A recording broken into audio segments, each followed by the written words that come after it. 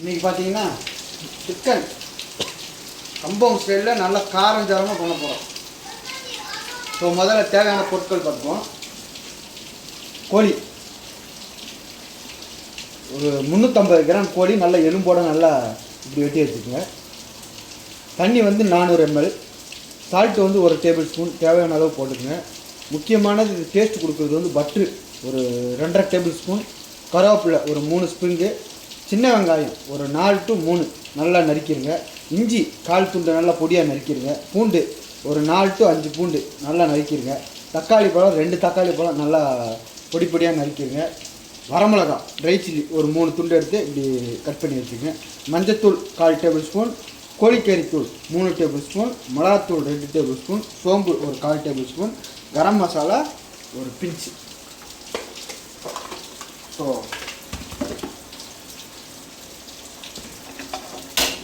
அதில் ஒரு பேனை ஓப்பன் பண்ணிடுவோம். அடுப்பு ஓப்பன் பண்ணி பேனை வச்சு நல்லா காரம் சாரமாக நல்லாயிருக்கும். பட்டர் போட்டாச்சு.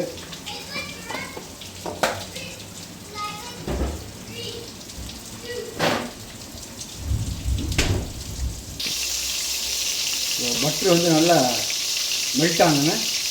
முதல்ல இஞ்சி தான் போடணும், நறுக்கி போடணும். நறுக்கி போட்டு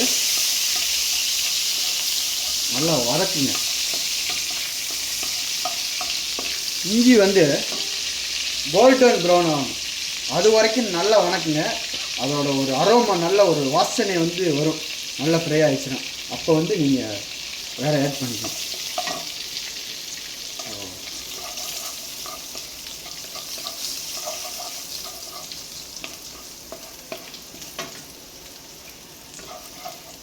ஓகே, இங்கே வருங்க. இப்போ நல்லா கோல்டன் ப்ரௌன் ஆகிடுச்சு. இது தெரியுது பார்த்தீங்களா? ஸோ இந்த ஸ்டேஜில் வந்து பூண்டு,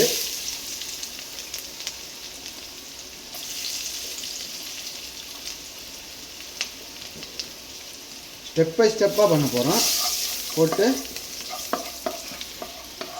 லைட் கோல்டன் ப்ரௌன் ஆகட்டும். ஸோ ஒரு நல்லா இந்த மாதிரி ஸ்டேஜுக்கு வர லைட்டாக கோல்டன் ப்ரௌன் ஆகிடுச்சா, ஆனான வரமிளகா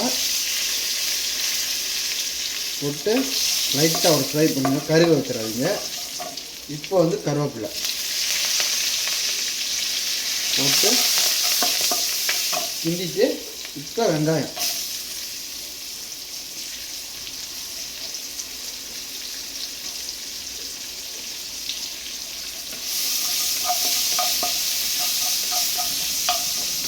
போட்டு ஃப்ரை பண்ணுங்கள்.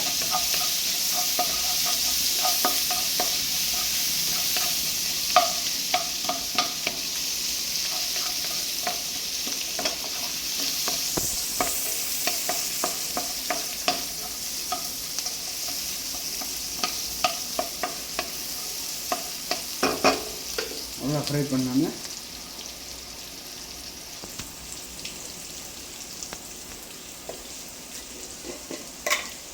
சோம்பு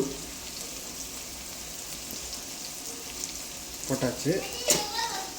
ஏன் இப்போ போடுறீங்கன்னு பார்த்தீங்கன்னா, அந்த வெங்காயத்தோடய சேர்ந்து வதங்கணுன்றதுல நான் மறந்துட்டேன், அதனால தான் இப்போ போடுறேன். ஸோ நீங்கள் முன்னாடியே போட்டுருங்க, இல்லைன்னா இந்த மாதிரி கூட போடுவீங்க. புரியுது பாருங்கள் இந்த ஸ்டேஜில்.